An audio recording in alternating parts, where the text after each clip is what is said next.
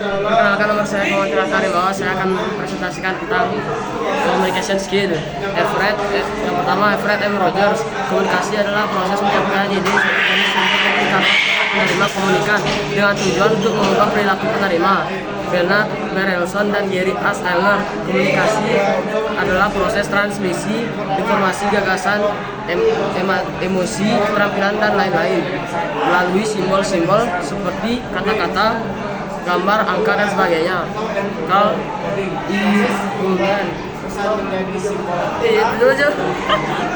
Komunikasi adalah proses yang memungkinkan seseorang komunikator menyampaikan rangsangan, biasanya dalam bentuk kosakata, untuk mengubah perilaku orang lain. 2. Unsur-unsur komunikasi. Komunikator, sender, pihak yang memiliki inisiatif untuk menyampaikan pesan kepada komunikan. Pengkodaan atau encoding. Encoding adalah di mana komunikator mengubah pesan menjadi simbol-simbol yang dapat dimengerti oleh komunikan. Pesan, message, informasi yang disampaikan oleh komunikator kepada komunikan. Media atau saluran, channel. Cara pesan disampaikan bisa melalui lisan, tulisan, dan media lainnya. Pengkodaan atau decoding, proses di mana komunikan menginterpretasikan simbol-simbol dan dalam pesan menjadi makna yang dimengerti. Komunikan atau receiver, pihak yang menerima pesan dari komunikator. Umpan balik atau feedback, respon atau tanggapan dari komunikan terhadap pesan yang diterima. 3. Jenis-jenis komunikasi. A. Jenis komunikasi berdasarkan jenis informasi tertulis, komunikasi yang menggunakan media tulis seperti surat, laporan, atau dokumen lainnya. Lisan, dan komunikasi yang disampaikan melalui bicara, baik secara langsung maupun telepon. B. Jenis informasi berdasarkan aliran informasi.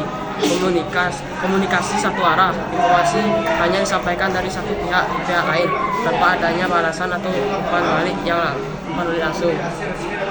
Komunikasi dua arah, informasi yang disampaikan secara timbal balik dengan adanya kesempatan bagi pihak lain untuk memberikan umpan balik. C. Komunikasi berdasarkan perilaku.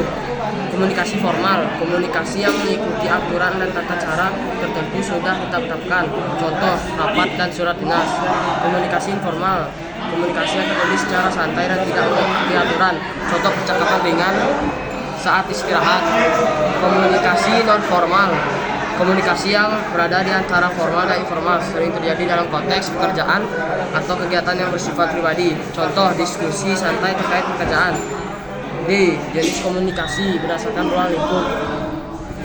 Komunikasi internal, komunikasi yang terjadi di dalam suatu organisasi atau kelompok, contoh komunikasi antar karyawan. Komunikasi eksternal, komunikasi yang terjadi antara organisasi dengan pihak luar, contoh promosi produk. Faktor-faktor yang mempengaruhi komunikasi. A. Keragaman budaya. Budaya yang berbeda dapat menghasilkan interpretasi yang berbeda terhadap pesan verbal dan non-verbal, sehingga dapat mengganggu pemahaman dan penerimaan pesan. B. Kesalahan dalam menerima pesan, miscommunication. Pesan yang tidak jelas, gangguan atau perbedaan interpretasi dapat menyebabkan miskomunikasi. C. Emosi yang kuat, baik positif maupun negatif, dapat mengaruhi komunikasi. Di pengalaman masa lalu, pengalaman pribadi dapat membuat cara orang menafsirkan pesan berbeda. Di latar belakang pendidikan, tingkat pendidikan mengaruhi cara memahami informasi. F. Hubungan komunikator dan komunikan, hubungan dekat mengaruhi kelancaran komunikasi. 5. Komunikasi yang efektif, pesannya dapat dipahami dengan baik oleh penerima dan menghasilkan respon yang diterapkan. A. Bicara dengan jelas atau clear, gunakan kata-kata yang mudah dipahami. B. Berbicara dengan senyum atau smile, memberi kesan yang lebih ramah. Sekian, terima kasih.